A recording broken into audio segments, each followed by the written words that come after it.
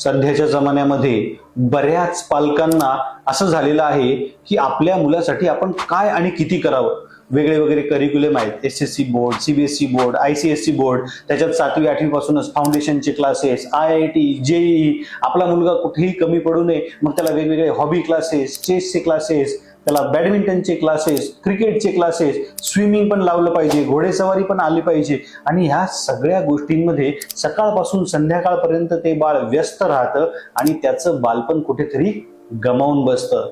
मग त्याला आजी आजोबांबरोबर बोलायला वेळ मिळत नाही, मित्रांबरोबर मोकळं खेळायला वेळ मिळत नाही, फॅमिलीचे छोटे छोटे फंक्शन अटेंड करायला वेळ मिळत नाही.